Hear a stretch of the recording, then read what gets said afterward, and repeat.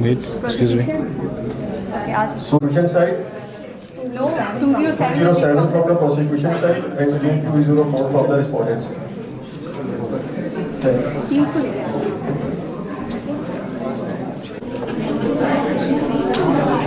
गया।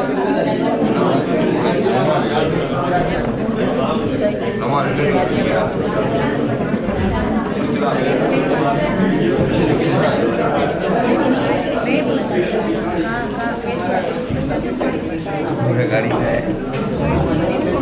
नहीं, रात को वाला का भाई क्या पड़ा?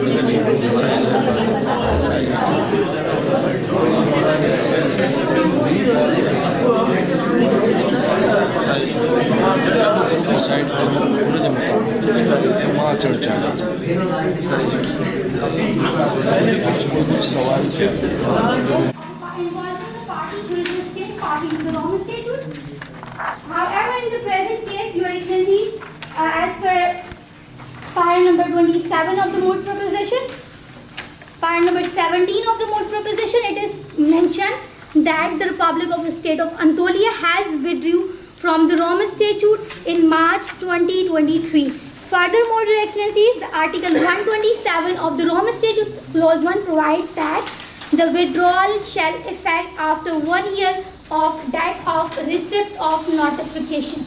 However, Your Excellencies, in the present case, in April 2023, since the period of 1 year has not been elapsed in the present case, therefore we submit before this Honorable Court that this court has jurisdiction in the present case. Your Excellencies, since all the elements of jurisdiction under Article 19 of the Rome Statute are fulfilled in the present case, we submit that this Honorable Court has jurisdiction pursuant to Article 19 of the Rome Statute. If this Honorable Court has no question concerning issue number 1, the Council seeks permission to move towards issue number 2. Are you going to speak about the criminal responsibility in your second issue? Highly obliged, Your Excellencies. Criminal responsibility is concerning with issue number 3, which will be, my co-counsel will be assisting with the bench concerning issue number Well, the second issue would be on admissibility. admissibility. Highly obliged. Yes, sir. Your Excellencies, with reference to while answering your question, I would like to refer a case. I would like to refer a case of Burundi in which the International Criminal Court,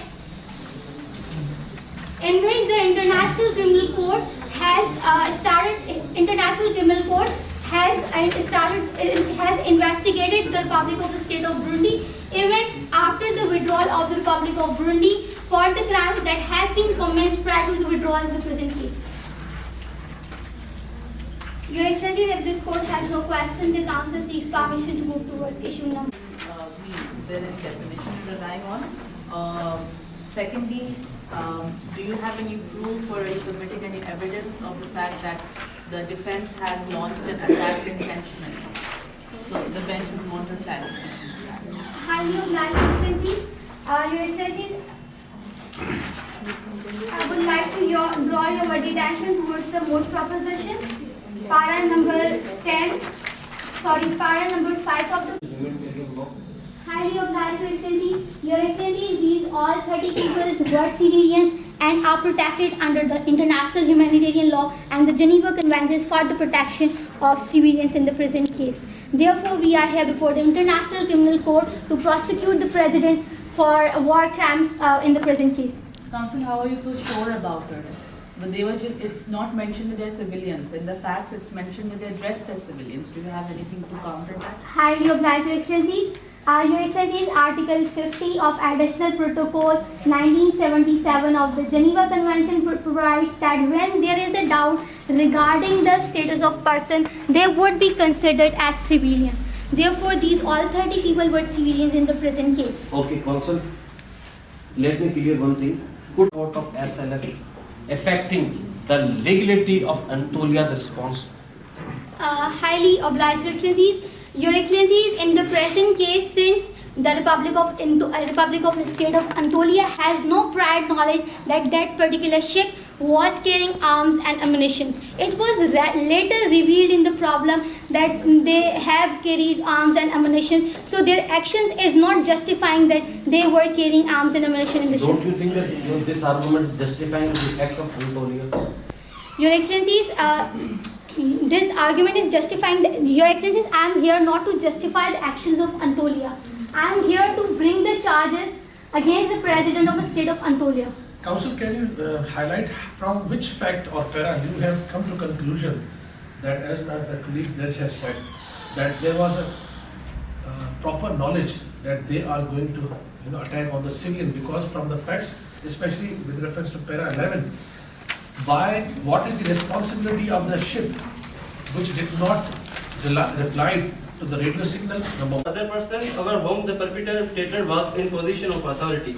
And the second one is the perpetrator commanded, authorized, urged, incited, requested or advised another to commit a crime. The first element, as far as ordering is concerned, I would like to present you a case law of the prosecutor versus this law, in which it is completely specifically mentioned in the line number. It is highlighted in the case law. Date, responsibility for ordering requires proof that a person in the authority President as an instructed chief and advisor to work together and expand the operation to the waters of Anatolia. It was the president who instructed them, so the element number, so this element is completely justified under this article, under this. But before going to para number 9, let's go to para number 8, which says, or remarks, quote unquote, we will go to any extent for the safeguard for our lands and its people. The operation has been successful so far, and we will dismantle all the hostile elements from Anatolia. Much obliged, Your Excellency. These are the remarks from the President that we will go to any extent. And even the para number 9 suggests work together and expand the operation to the waters of Anatolia. It's for working together to save the sovereignty. Where are you taking? So what is, I build on your Lordship's comment. He is ordering to protect the sovereignty of the country. He is not ordering as per the definition. I also already presented at 572 criminal liability for instigation. It was the President who induced them to commit a crime. The President here did not directly attack, but he was indirectly involved in all the planning military actions. And it was he who induced, who instructed, who ordered, and who induced them to commit a crime. आपने कहा indirectly involved there, Yes. which does not establish his intention, which means the proceedings here are not relevant at all. Yes, Your Excellency, but here I am saying that the President was head superior authority, so he can be and will not cover his intentions that he is from a nation. And secondly, when somebody knew that the militants have a majority in Azov and they have attacked previously, why this activity was going on with the weapons of Yalistan? When Anatolia has a sovereignty on the Azores water, so don't you think that the Anatolia has a right to defend his maritime security? much of the evidence, but there was nothing about the defense. They first started and initiated all the things. There was nothing about the defense. They did all these things, and the President Erwin is criminally responsible. No, why your ship, the ship of the demolished ship, did not respond it? Ask him. Mr. Excellency, that's why I am saying there was, but it was not defense, it was not response. They tried to communicate them, there was no response from the SLF. They tried to respond. After that, when they You want to say that it was the violation of the maritime security limits of the Anatolia? not Anatolia, but the Azores. Acha, can I put it in some other way? You are in your home. At 2 a.m., you hear something, a noise. You identify yourself. If you did not respond, I will shoot you. And the man who is in shadows does not respond. Will you not kill him? I could have taken some other measures. If threat is imminent, would you call somebody? Until then, the man in shadow would kill you easily. let me rephrase it for you. What are alternative options available to Anatolia in this current scenario? Much of the Your Excellency, And as by the brother judge said, were it was not sufficient to deter them? Your Honor, they had the unusual movements. That means even if someone was not mounted on the machine gun, but unusual movements they are not the kind of movements that we can say they are not. We can say that they can be a threat to us. There can be. So Article 50 says, in case of doubt, you have to presume them civilian. So you attacked on civilian. Well, what was the port of destination of this ship that was being attacked? The ship that launched the attack, No, the port of destination of the ship that got the missiles and subsequently. it was docked at their port.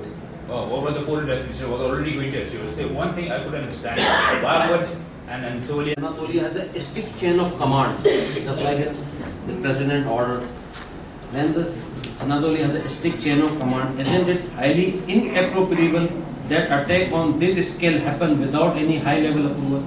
With the approval of the president? Much obliged, Your Honor. Your Honor, it was a desperate situation where the naval admiral had to take a measure against that Means ship. that only one gun, only one ship machine gun is that kind of serious.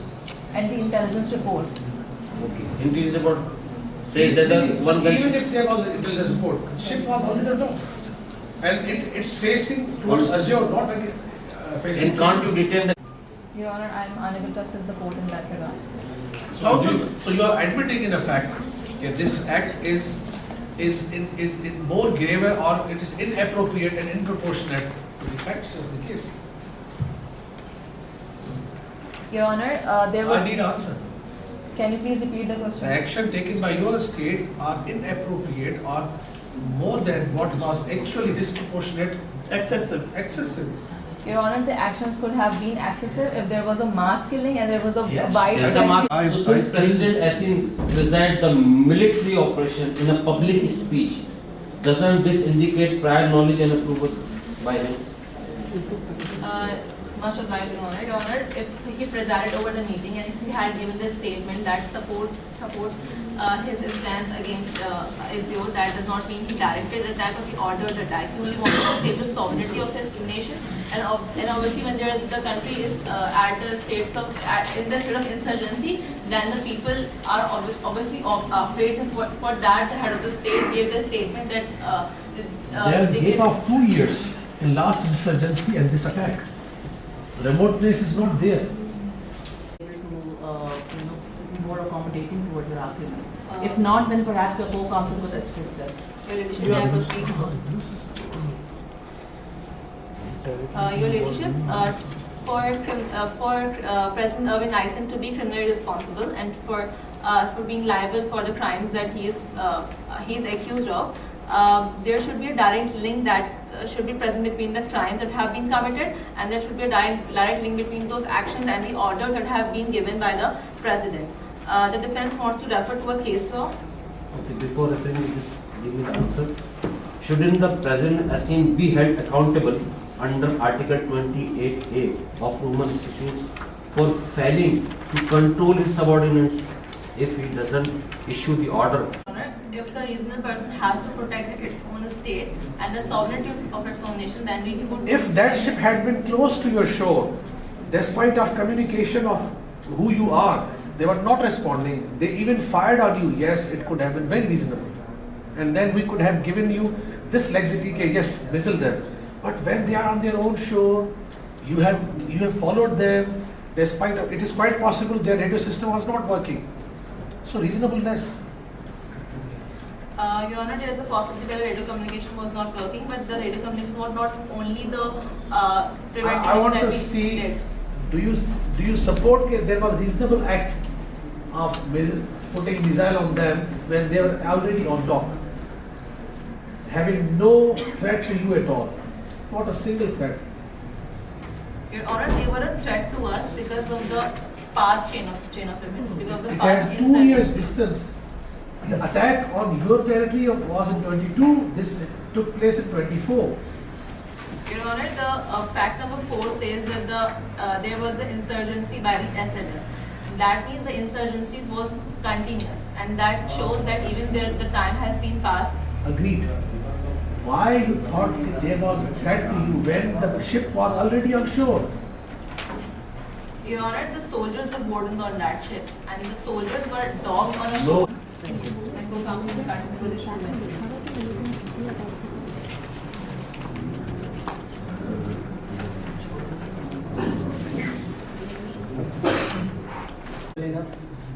Yes, counsel. If this honorable court pleases, may I proceed? I am Rana Muhammad Azeem, the co-counsel for the defense, and over the course of next 12 minutes, I will be pleading on the behalf of the defense. If this honorable court pleases, may I proceed? Honorable bench, would you like me to read a summary of facts or to continue with my arguments? Please read issue number 3. Much obliged, Your Honor. Your Honor, the issue number 3 says whether there are reasonable grounds to believe that President Arvind Aisen is criminally responsible for the war crime of intentionally launching an attack in the knowledge that such attack will cause incidental loss of life or injury to civilians or damage to civilians or civilian objects or widespread long-term and severe damage to the natural environment which would be clearly excessive in relation to the concrete and direct overall military advantage anticipated under Article 25, Clause 3, Subclause B of the Rome Statute. Please differentiate for us what are incidental and collateral damages. Your incidental damage is a damage that comes from the consequences of an attack that is based on a necessity, and collateral damages are the damages that comes from the direct attack.